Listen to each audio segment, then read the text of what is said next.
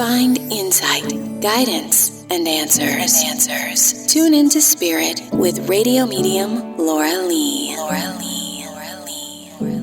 Tuning into Spirit with my special guest expert on all things super scary. I'd like to welcome my special friend, Heidi Hollis, host of Coast to Coast Dark Becomes Light podcast and best-selling author of many books. And one we are going to discuss today is about Hat Man, a subject that is dark.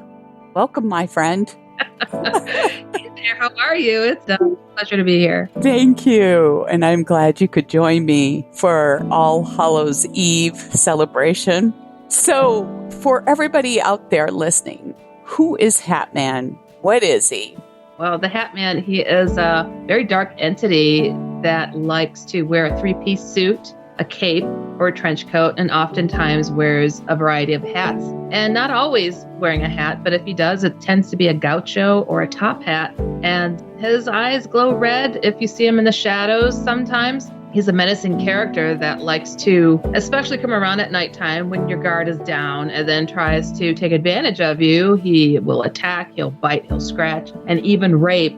And probably the worst thing that he does, anything to break you down. And then when you can't take anymore, he'll try to reach into your chest and pull your soul out. And he likes to talk, by the way. And if you ask him who he is, he'll generally tell you he's the devil himself. I was going to mention that because we've had this discussion over the years, off and on. Why do you believe it was important to bring Hat Man public through your book? Well, to help people move past and understand the demonic and devilish forces here, and to try to wake people up to even acknowledge that they have a soul, to know that they can take these things on. I mean, when you think about it, they try to get you when you're depressed, injured, ill, dying. And then they're like, oh, I got you now. Oh, big man, you're going to come at me while I'm not looking. So people are like, oh, it's so horrifying. I can't handle it. I'm like, yes, you can, because look what it takes to take you down in order to be taken advantage of. So I want to remind people of their weaknesses because they're looking at ours, but look back at them. That leads me to my next question with you. What would you suggest for our average viewer, listener right now, steps for securing their space or to avoid allowing Hat Man or any other dark entities into their space? Well, I like to tell people, because they do come when your guard is down, you have to kind of extend a part of yourself to create a barrier. And I'm Christian. I always say sprinkle some Jesus on it. So, get holy water or water that you bless yourself, spring water.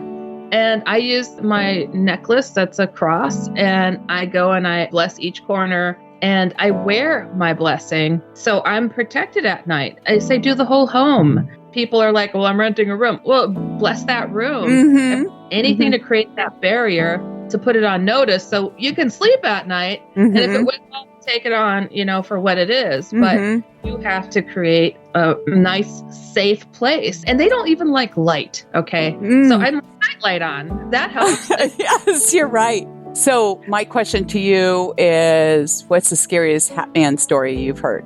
I had a woman that wrote me, I believe she was about 7 years old, and she's like, every night, Hat Man would come into her room and he would say, one day I'm going to get you. And she's like, he was so tall that his back touched the ceiling. And she'd be so horrified. She started sleeping with the light on. And her mom's a single mom. She was like, you're racking up the bills, and took her light bulb. So she couldn't do that. And every night she'd run to her mom and scream, saying, he's trying to get me.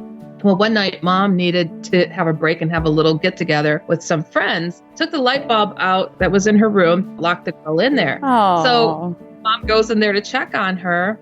And she was horrified with what she saw because the little girl's head was on one part of these two slats of wood on the bunk bed to protect the kids so they don't roll out of bed, was on one side and her body was through the other. Oh, come on.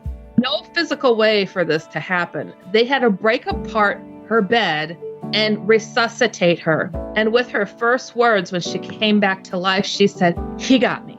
Oh my, you just gave me chills. Now I'm going to have to do a cleansing here. Thank you, my friend. Halo.